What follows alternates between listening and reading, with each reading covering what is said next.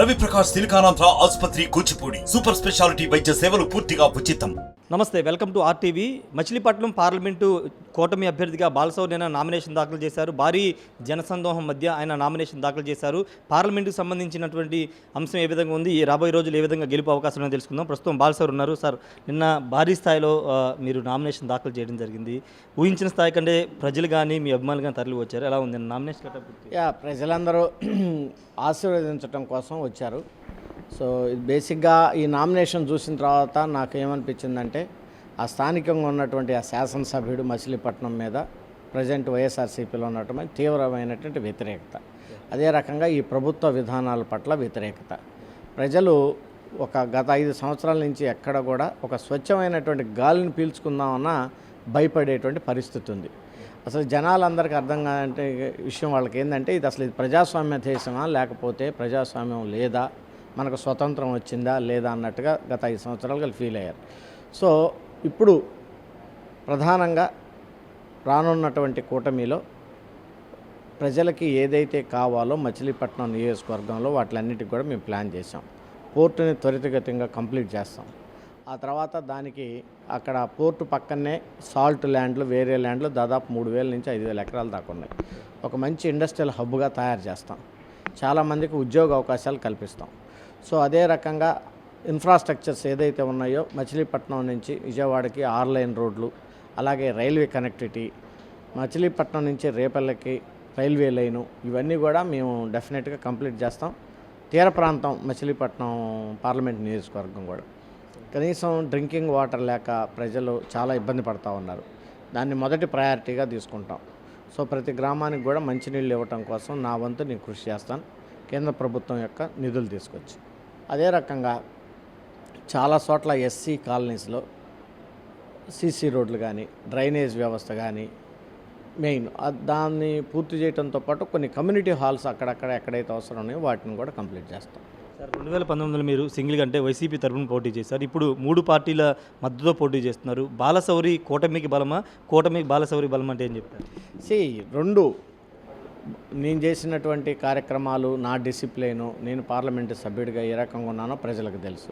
పవన్ కళ్యాణ్ గారి యొక్క బలం, అలాగే చంద్రబాబు నాయుడు గారి యొక్క బలం, ఆ రెండు కలిపి డెఫినెట్గా నేను చేసినటువంటి మంచి పనులతోటి, వాళ్ళందరి దీవెనలతోటి, ప్రజల దీవెనలతోటి డెఫినెట్గా మేము గెలుస్తాం.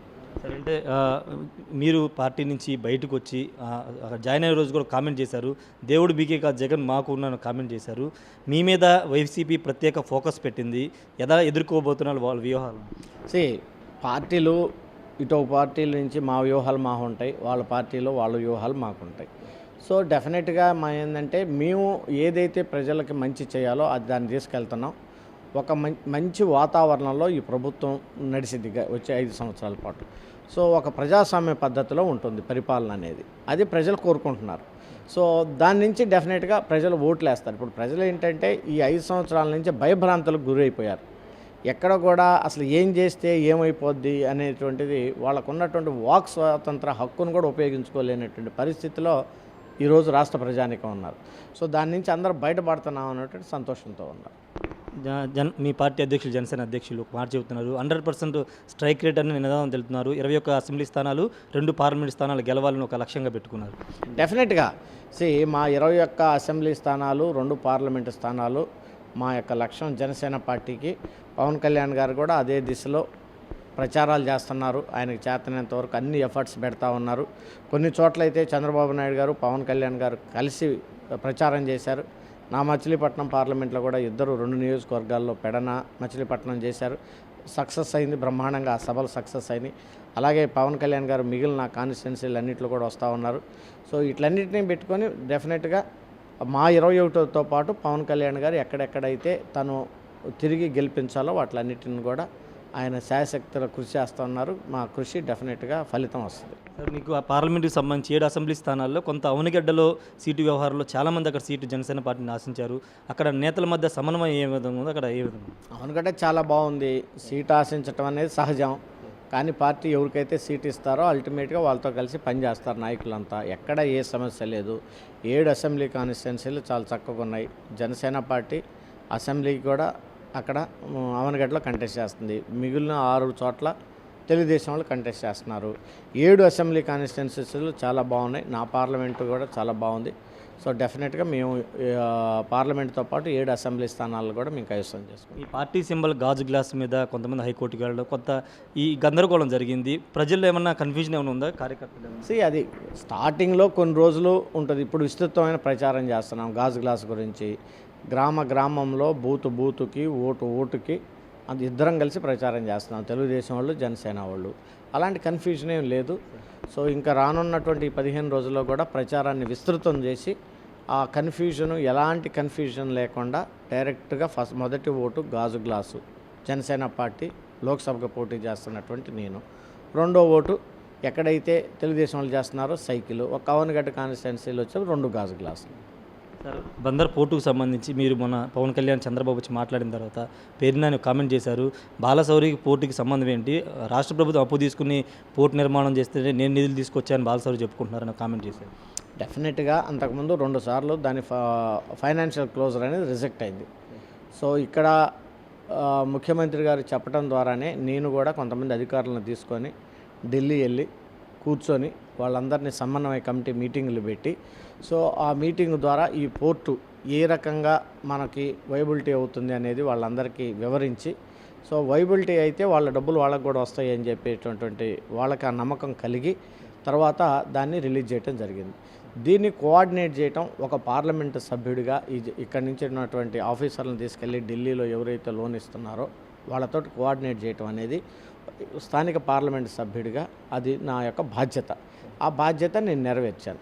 ఏదైతే ఈరోజు ఆ పోర్ట్ వచ్చి డెవలప్మెంట్ యాక్టివిటీ జరుగుతుందో అందులో నేను కూడా భాగస్వామిని అయ్యాననేటువంటి విషయం నేను చెప్తా ఉన్నాను.